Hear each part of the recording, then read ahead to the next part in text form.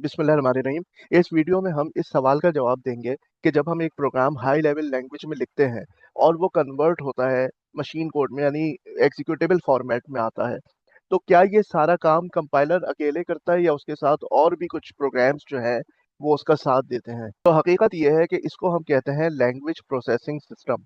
और यहाँ आप देख सकते हैं कि कंपाइलर के साथ और कई प्रोग्राम्स जो हैं वो शामिल हैं। ये देखें, ये है कंपाइलर की प्लेस। मैंने लास्ट वीडियो में आपको बताया था कि यहाँ पर आपके पास है हाई लेवल लैंग्वेज और इसको ये कन्वर्ट करता है असेंबली लैंग्वेज में। ठीक है, तो ये चीज वैसे ही है, सही है ना। उस बात से हम अपने नहीं फिर रहे हैं, वो बात वही है। लेकिन इसके साथ और जो प्रोग्राम्स पार्टिसिपेट कर रहे हैं उनमें आप ये देखें, प्री प्रोसेसर है, असेंबलर है, लोडर और लिंकर है।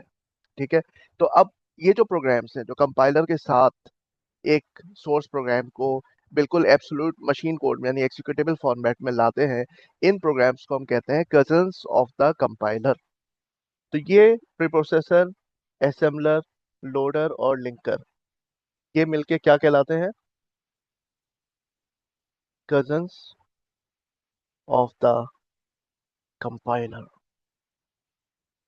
अब हम देखेंगे हर एक को कि वो उसकी क्या जिम्मेदारी है और वो क्या पार्ट प्ले करता है। तो पहले मैं यहाँ पे आपको थोड़ा सा ब्रीफ कर देता हूँ। आपको याद होगा कि जैसे हम लोग इस तरह से यूज करते हैं डिफाइन या इंक्लूड। ठीक है, तो ये चीजें जो है ना, ये क्या होता है, कंपाइलर के चलने से पहले एक प्रोग्राम चलता है जिसको हम कहते हैं प्री प्रोसेसर। प्री का मतलब होता है बिफोर। तो कंपाइलर के चलने से पहले कुछ प्रोसेसिंग जो है वो परफॉर्म हो जाती है। और ये जो प्रोसेसिंग है इसको डील करता है प्री प्रोसेसर। जैसे मिसाल के तौर पे कोई फाइल है, आपको इंक्लूड करवानी है, या कोई एक लॉन्ग इक्वेशन है, आप चाहते हैं कि उसका एक नाम रख दें और उस नाम को जहां भी आप यूज करें वहां पर वो इक्वेशन रिप्लेस हो जाए। ठीक है, जैसे जैसे मैक्रो होता है। ये चीजें जो है ना, ये आप डिफाइन और इंक्लूड के डिफरेंट डायरेक्टिव्स की मदद से कर सकते हैं और आपको याद होगा ये कहलाते हैं प्री प्रोसेसर डायरेक्टिव्स।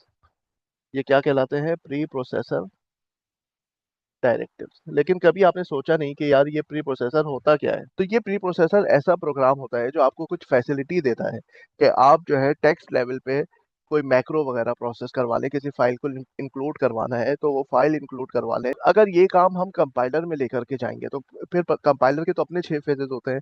अगर हम एक नया कीवर्ड भी इंट्रोड्यूस करते हैं कंपाइलर की सतह पर, तो वो पूरे 6 फेजेस को जो है उसको अवेयर होना चाहिए।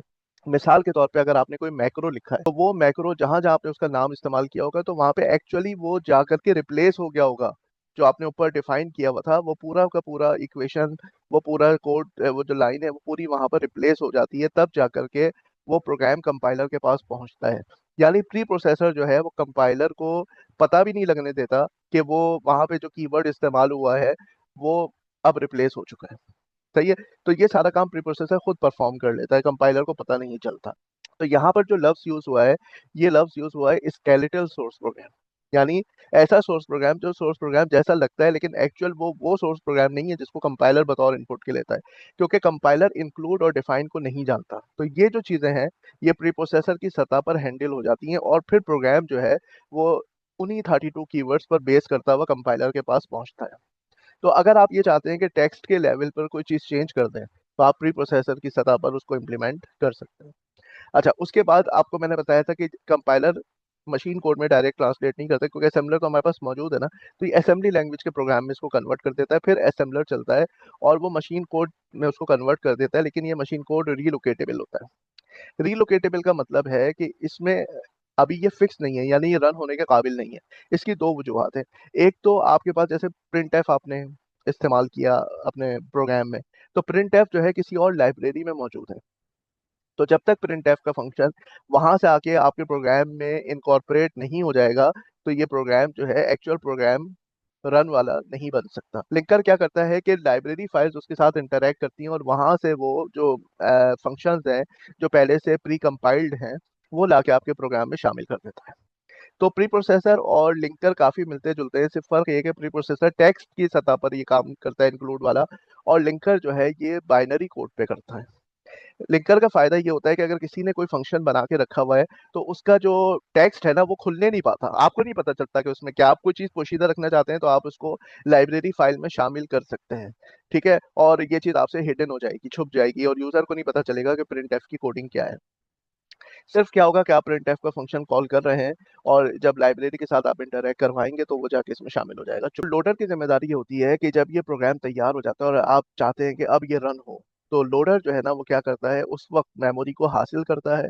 हासिल करने के बाद जो है जहाँ पे मेमोरी उसको अवेलेबल मिलती है वहाँ पे आपका प्रोग्राम प्लेस करता है और उसको पहली लाइन से जो भी लाइन है वहाँ पे, यानी कि अगर मेन फंक्शन से स्टार्ट होना है एग्जीक्यूशन तो वहां से स्टार्ट कर देता है उसकी एग्जीक्यूशन। मिसाल के तौर पे लिंकर की सतह पर तो आपने जो कोड जनरेट किया हुआ है उसमें 1 2 3 4 एड्रेसेस हैं, लेकिन लोडर को पता है कि ये प्रोग्राम उसने कहाँ रखा है, तो उसके हिसाब से वो एड्रेसेस को प्लस कर देगा। तो फिर आपके पास ये जो मशीन कोड होगा ये एब्सोलूट मशीन कोड बन जाएगा जो कि अब रन होने के काबिल है। तो यही चीजें हमने इस स्लाइड में बताई हुई हैं ताकि अगर आपको कहीं लिखना हो आप लिख सकें इसको। ठीक है, समझा तो दिया मैंने पूरा पिछले स्लाइड में। तो प्री प्रोसेसर क्या है? आप preprocessor produce input to compilers. तो प्री प्रोसेसर को प्रोसेसिंग करने के बाद उसको प्रोग्राम को उस शक्ल में दे देता है जिसको कंपाइलर पहचानता है। अच्छा, प्री प्रोसेसर की सतह पे हम लोग कुछ फंक्शंस परफॉर्म करते हैं, जैसे मैंने आपको बताया macro processing. Allow a user to define macros that are shorthands for longer constructs. कोई लॉन्ग स्टेटमेंट है उसकी जगह पे आपने उसका एक नाम रख लिया। अब जगह जगह जहां पे आप उस नाम को इस्तेमाल करेंगे ना प्रोग्राम में, वो कोड जाके वहां रिप्लेस हो जाएगा और ये रिप्लेस करने का काम करेगा प्री प्रोसेसर।